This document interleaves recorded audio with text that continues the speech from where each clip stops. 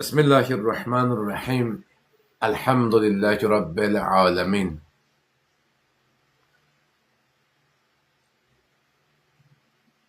Həmd olsun, həmd olsun, həmd olsun. Mən həqiqətləri görə bilmirəmsə, bu mənim günahımdır, ilahi, bağışla məni. Mən kör olmuşam, mən kar olmuşam, mən lal olmuşam. Dinə bilmirəm, danışa bilmirəm, görə bilmirəm, bağışla məni. Hər gün daha da bizə agah olur ki, biz Allahın lütfü olmasına heç nəyik. Allah lütf eləməlidir. Öyrəndiyimiz elmdə də, işdə də, cəmiyyətdə də Allahın lütfüne ehtiyacımız var.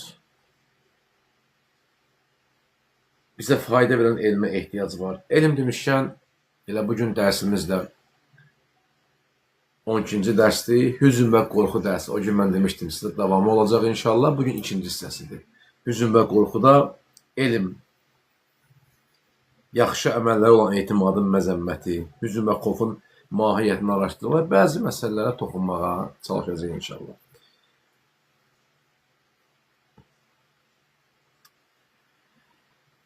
Allahın deyərdim ki, bizə verdiyi ən böyük nemət, yəni bizə sual versələr ki, bizə verilən ən böyük nemət nədir?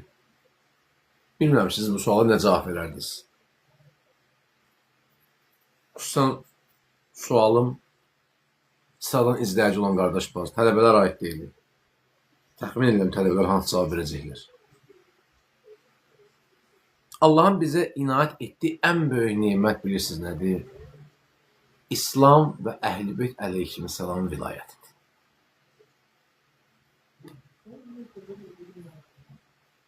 On 14 əsrdir məhz Əhl-i-Beytin o çırağı, böyük alimlərimizin, fəqihlərimizin o məşəqqətləri, zəhməti hesabına gəlib çıxıb bu günə və gedir, bu gün də gedir. Fundamental prinsiplərə malikdir bu məktəb. Hər sahədə analiz və tədqiqatları ürəkaçandır, göz oxşayandır, pərdəni qaldırandır, qaranlığa çıraq verəndir.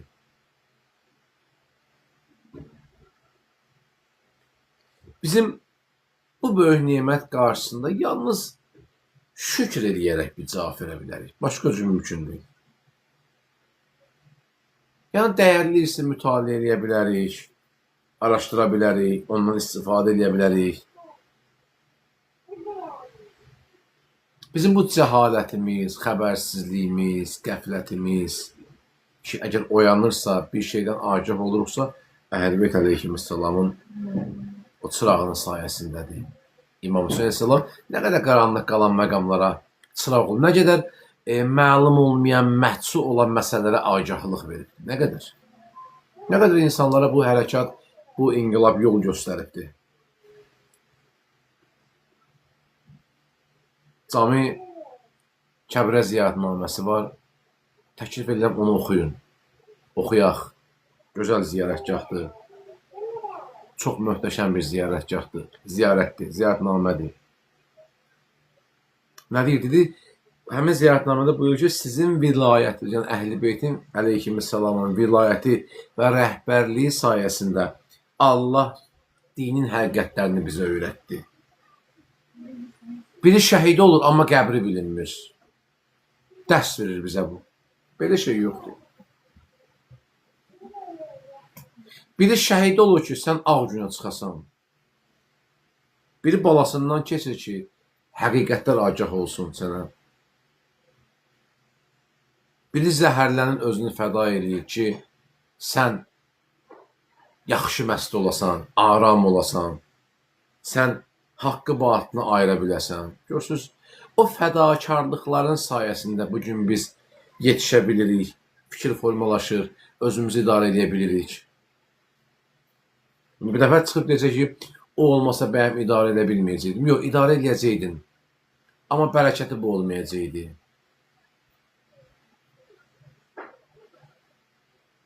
Səadəti bu olmayacaqdı, axirət üçün olmayacaqdı.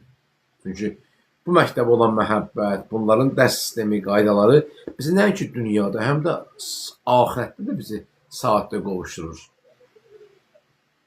Deyəcəksiniz ki, axı özü deyirsiniz dünya məzəmmət olunur, dünya belə, bax, dünyada bizə hansı xoşbəxtliyi verə bilər ki, Əhl-i Beyt əleyhissalam vilayəti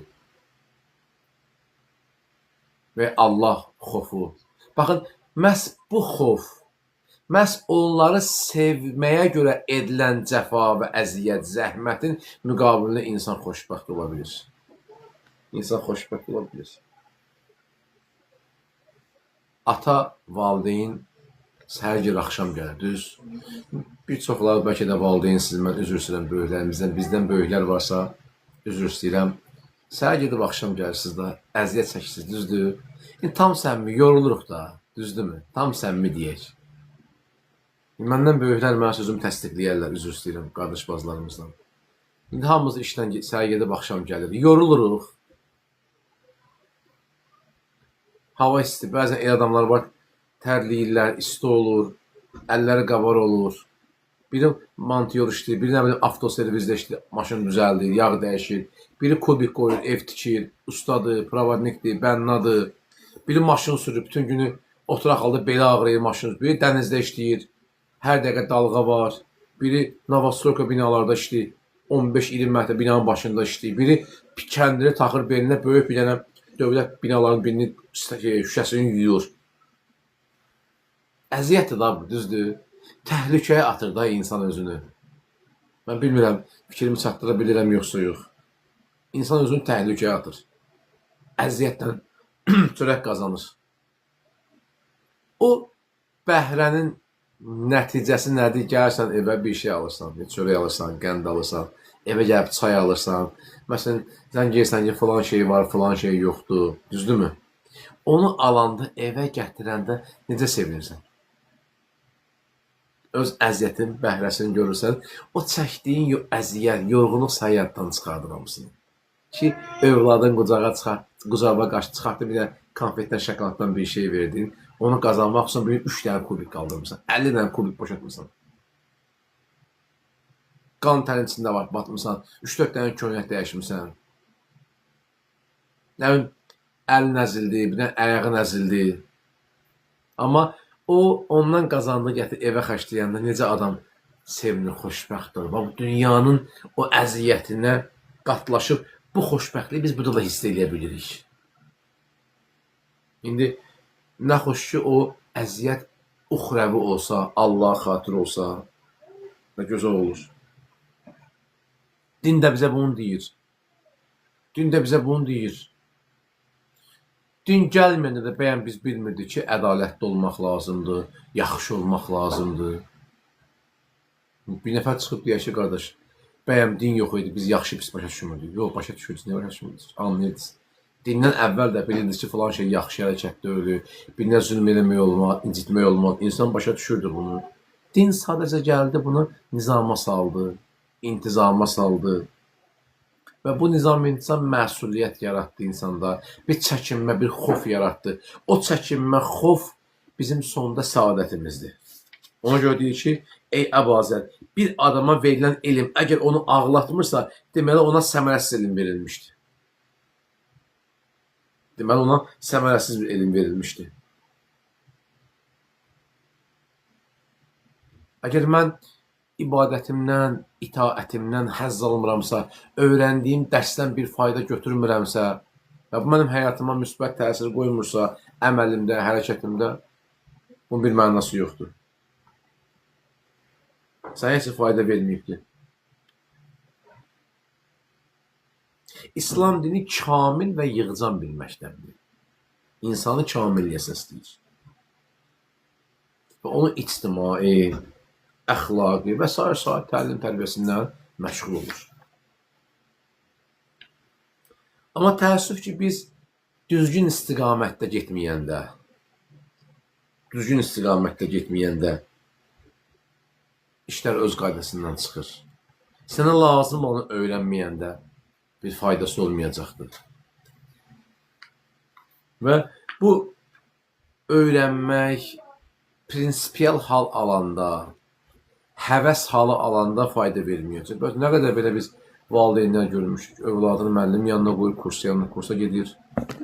Hə, nəyə? Qonşunun da uşağı getdiyinə görə.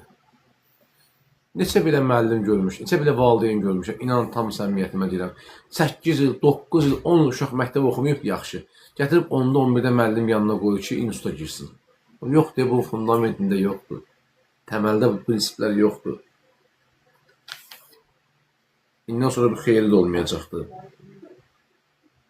Əbəs yerə pul xərcləyirsən. Və insaflı müəllimlər də var. Bəzi müəllimlər də var, zəng edir valideynə ki, sənin övladığı apar ya bir sənətkar yanına qoy, sənət öyrənsin. O bununla alınmayacaqdır. Belə insaflı müəllimlər də var. Onu da qeyd etmək lazımdır.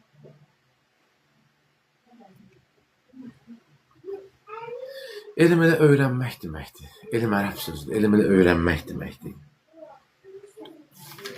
İnsan öyrənir. İnsan nə üçün öyrənir? Həqiqəti tapmaq üçün öyrənir. Gərək bu öyrəndiklərimiz maddi aləmə söykənməsin.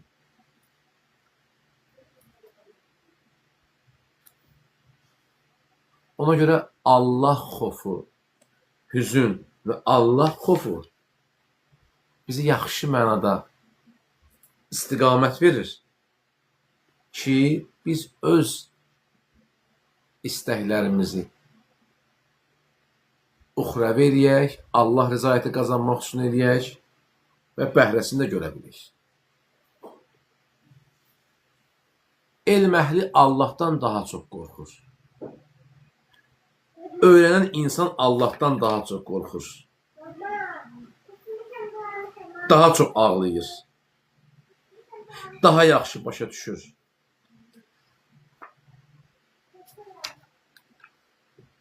Onlar daha yaxşı bilirlər ki, bu şey eləməsələr, bunlar üçün fəlakətdir.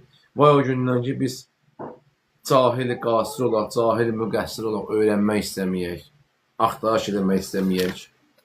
İçimizdəki o ego, mən bizə imkan verməsin. Bir də ki, elmi biz öyrənəndə pul qazanmaq üçün eləməyək. Bayaq o sözü əbəs yedirmirdim ki, maddi aləmə söykənsin. İnsanlar var ki, elm öyrənirlər ki, bir vəzifəyə daxil olsunlar, yaxşı bir maaş olsun. Yox, elm öyrənmək bunun üçün deyil. Elm öyrənmək bunun üçün deyil. Elm öyrənmək səni çuxurdan çıxarmaq üçündür. Elm öyrənmək səni bəsirətli eləmək üçündür. Elm öyrənmək səni gələcəkdə haqla və batılı ayırmaq üçün. Bir həddə gələcəksən, hələ tam başa düşmürsən, tam başa düşmürük. Bir yaş həddində ki, ondan sonra biz bu elmin faydasını görəcək ki, bu elm bizə harda lazım oldu. Bizi o çətinlikdən xilas edə bildi. Orada bizim harayımıza gəldi. Niyyət bu olsun ki, elm öyrənmək mənə pərdələr gözümdən götürsün. Və bunu əməllə tamamlaya bilim.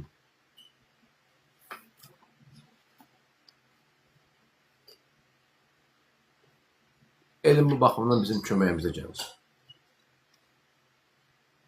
Və yenə də elmli şəxslər Allahdan daha çox qorxurlar. Təbii ki, bu əməllə bir yerdə olanda, imanla bir yerdə olanda. Və Allahdan qorxmağın ən əsas faydasından biri də insan günaha tərk edilir. İnsanların günahları bağışlanmır.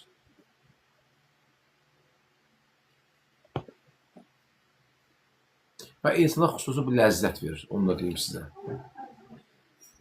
Belə bir söz var idi, biz ibadətlərimizdən həzz almadığımız üçün günah eləyirik.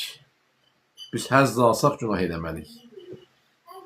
İbadətlərimizi elmi müstəvidə, rasional müstəvidə, əxlaqi müstəvidə birləşdirə bilsək, biz zövq alacaq, həzz alacaq. Və bu bizə heç bir mənfi təsir eləməyəcək. Əksinə, bizi çəkindirəcək. Və bu çəkindirməlik də bizdə bəndəçilik yaradacaqdır.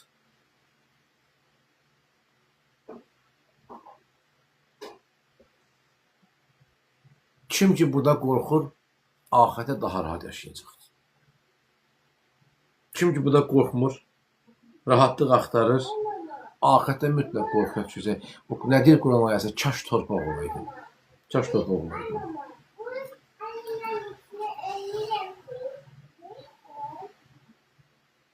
Bugün biz Seyidlərdən birinlə söhbət edirdik. Elə söhbət əsnasında bir mövzu var idi. Yaxşı bir dənə fikir səslənmişdi ki, bir nəfər deyirdi, mənim namazıma gümanım yoxdur. İndi biz də bugün deməliyik, bizim namazımda gümanımız yoxdur. Demirəm bu etiqadda olaq ki, namazı yaddan çıxardıq. Əslində, namaz vacib əməllərimizdir. Bizim namaza gümanımız ona görə yoxdur ki, biz 1000 dənə fikrə bəzən düşürük namazda. Bir deyir, kreditin vaxtı, namaz vaxtı yadına borcu düşür. Bir deyir, məsəl üçün, uşaq yadına düşür, xəstəliklər, problemlər, qayğılar, müxtəlif çətin və sıxıntılar namaz vaxtı yadına düşür. Bu, təbii ki, bu da şeytanın vəsvəsəsi daha. Ehtiyac insanı yuxarıda qaldıra bilir. Ehtiyac insanı quyunun da dibinə ata bilir. Kimisi ehtiyaca görə cəhənnəmi qazanır, kimisi ehtiyaca görə cənnətin qazanır. Kimisi ehtiyaca görə quyun nə qədər ibadətlə də məşğul olsa, güvənməsin buna. Güvənməsin. Çünki arxayınçılıq bizi aparır. O hərdən deyirlər, bir dəfə getmisən də, bir dəfə ərbəyində olmusan da, olma ehtimalım var. Mən bir dənə cəmiyyətdəyəm, bir dənə dövrdəyəm ki, bir dənə cəmiyyətdə yaşayıram ki, şeytan hər addım başı məni izləyir. Hər addım başı məni yoldan çıxarmaq üçün pul vasitəsilə bir zireh qazana bilim. Bir mənası budur. Onun üçün gedirəm ki, mən yolu azmayayım. Hər yolu azmağa qaçmalıyıq o qapıya ki, bizə haqqı göstər. Biz bir həddə qədər gəlib çıxmışıq da, ora gedə bilmirik. Bir yetimi doydurasan, başına sığal çəkəsən, bir çılpağı geyindirəsən, bir lütü geyindirəsən, bir ədəbsizi düz yola gətirəsən, bir acın qarnını doydurasan, bir susuzun dodaqlarına sirab olasan, su verəsən, birinə qazanmağın yolunu öyrədəsən, nəinki cibinə pul qoyasan. İnanın Allaha ki, bu bizdə diqqət və ayıqlıq yaradacaqdır. Şeytan tələ qurubdur, yadda saxlayın. 16 nəfərlik burada, 15 nəfərlik. İnanın, tam sədiyin kimi yozursan. Bir soruşmursan ki, bəlkə qardaş bu məndə demək istəməyib bunu. Bəlkə bu bacımız belə demək istəməyibdir. Mən bəyəm onun özündən soruşdum ki, bilən-birə belə qərar verdin. Bəlkə mən bu beynimə fikir salan şeytandır ha, şeytandır, şeytan. Ehtiyatlı olun. Biz bunu həmişə demişik, başarılısı olmasın. Şeytanı siz əcaib bir olma düşünməyin, qurban olun. Düşünməyin ki, buradan 2 dənə belə buyunu çıxacaq, belə biləcək, nə bilim, məmü eləyəcək, nə bilim, dil çıxaracaq, gözün belə. Belə şey düşünməyin, tüklü müyüdə şey düşünməyin. Şeytan belə ən simpatik formada sənin qabağına çıxacaqdır. Modern fikirlərlə gələcəkdir şeytan. Lüks həyatdan gələcək ki, beautiful həyatdan, life həyatdan gələcəkdir. Hər şey очень прекрасный, very very gooddan gələcək şeytan sizin qabağınıza. Düşünməyin ki, tüklən, mühtən, dırnaqla gələcək. Yox, cinlən minir. Belə şey gəlməyəcək şeytan. Belə şey düşünməyin. Bizə səhv öyrədiblər bunu. Şeytan sənin qulağa elə şeylə pıçıqlayacaq ki, hə, və sən onu təsdiqləyəcəksən. Ayıl, bir dənə ayıl. Qəflətdəsən. Qəflətdəyik. Bismillahirrahmanirrahim. Vəl-əsr. Mənim sözüm Allahın sözüdür bu. Vəl-əsr. İnnəl insənə ləfi xusur. İlləlləzinə əminə və əmilus-salihati və təvəssə bil-haqqi və təvəssə bis-sabr. Sabr. Bil-haqqi. Sabr. O Ərbəndə ərəblər dedi, sabr, sabr, sabr. Diqqətli olaq. Öz başına fikir bildirmə, rəy bildirmə, imkan daxilində müzakirə yapar. Məsələn, bizim tələbələrdən biri var, desən özdə budadır, Fərqanə xanım, çox xoşum gəlir. Əzlərimizdən, gözəl tələbələrdəndir. Adam bir qoysan, ən sıradan bir mövzunu bölüşür. Deyir, müəllim, falan şey necədir? Məsləhət almaq istəyirəm, falan şey necədir? İnan Allah, çox yaxşı bir şeydir. Mən çox xoşuma gəlir o xüsusiyyət. Kaş hamıda belə xüsusiyyət ola. Bilmədiyin şey həmən zəng elə, yaz, soruş. Əgər mümkün ki, mən də cavab verə bilməyim, amma öyrənib demək olar. Ən azından bir mətləb ortaya çıxacaq, ən azından bir müzakirə olacaqdır və şeytan bundan narahatdır ki, Bundan məsələn hansısa bir tələbə, hansısa bir müəllim, hansısa kimsə bir sual verməsin. Ona görə həmişə sual verin, öyrənin, soruşun. Bu yaxşı haldır. Bu şeytanı qıcıqlandıran haldır. Əşi neysə, nəyə lazımdır? Soruşmayacağam, yazmayacağam. Falan şeylər, kitaba baxacağam. Yox, belə eləməyin. Öyrənmək, öyrənmək, öyrənmək. Məsələ budur. Şeytan işi budur. Günaha diqqət eləmək şeytanı uzaqlaşdırır. Günaha diqqət eləmək şeytanın hiləsini puç edir. Özə bir dənə söz deyim sizə. İnsan günah eləyəndən sonra qəribə bir peşmançılıq gəlir.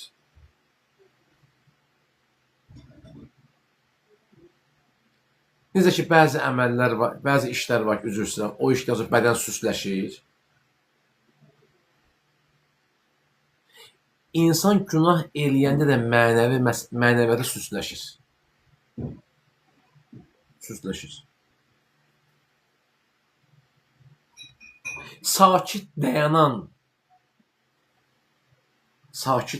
diqqətlə özünü ortaya çırpmayan, hissə qapılıb düşməyən adam qəlbə çalacaqdır. Fiqhdə belə bir qayda var, eşitmisiniz? Paklayıcılar mövzusunda bir dənə bir şey, məsələ var. Bilməm, eşitmisiniz yoxsa yox? Paklayıcılar mövzusunda bir məsələ var. Deyir o heyvanın başını kəsəndə, sual verirəm sizə, heyvanın başını kəsdiniz, qan fışqırır ha. Onun hökmü nədir, o qanın hökmü? Siz bir dənə cavab verin, mən də bir qutum su içim inşallah.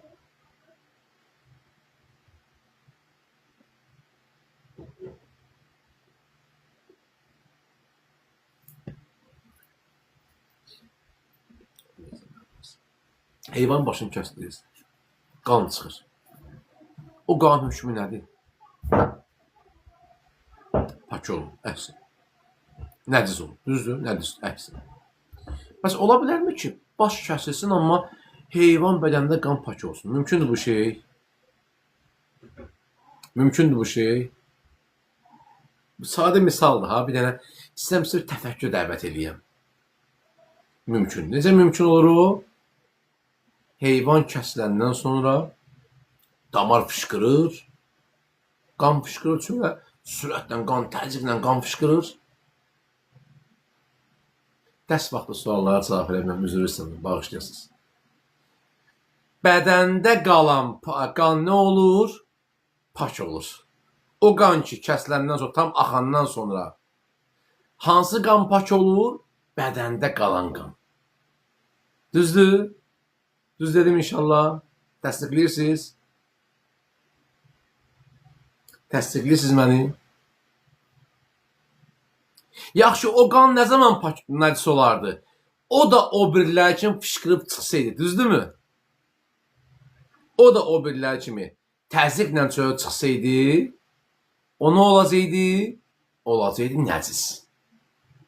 Düzdür? Dayanmasaydı bir yerdə, olacaqdı nəcis. İndi bildiniz mən nə demək istədim? Toplanıb düşməyək. Bir şey olmuş, özümüzdən çıxmayaq. Aləmi qatmayaq bir-birinə. Bir bağda çətinlik olan kimi saçımızı, başımızı yolmayaq. Özümüzə zərər eləyəcək. Düşüncəmizə zərər gələcək. Fikirlərimizə zərər gələcəkdir. Mənəviyyatımıza zərər gələcəkdir. Və yaxşı, kimlər səadət tapacaq? Sakit dayananlar. Özünü saxlaya bilənlər. Səbr. Biz səbr edənlər. Bilir ki, hoppanın qabağa düşmənin mənası yoxdur. Haqqı bilir.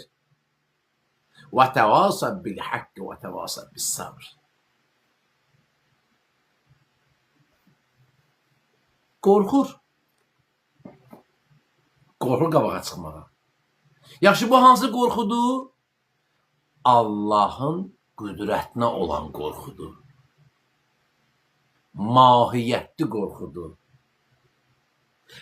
Allahdan qorxur, başa düşür ki, bu işdən çəkinməsəm, qorxmasam, mənə heç yaxşı bir şey gözləmir.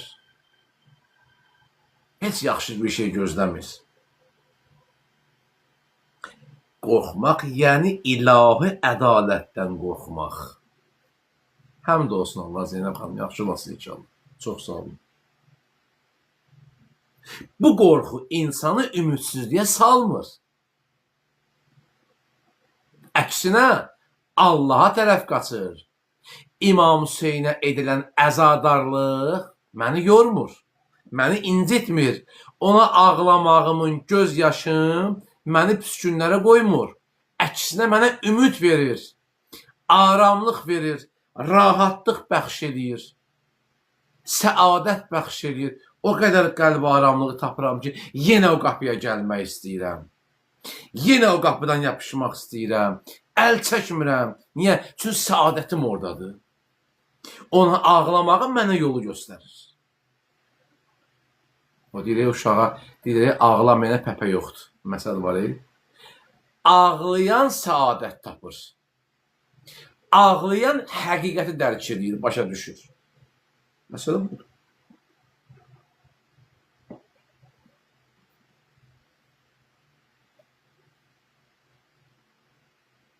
İki ziddiyyətli an eyni anda olur. Həm qorxu baş verir eyni anda, həm də ümid var. Həm qorxu var, həm də ümid var. Müminin qəlbində eyni anda həm dərin qorxu var, xof var, həm də böyük bir dənə ümid var, rəca var. Rəca var, ümid var.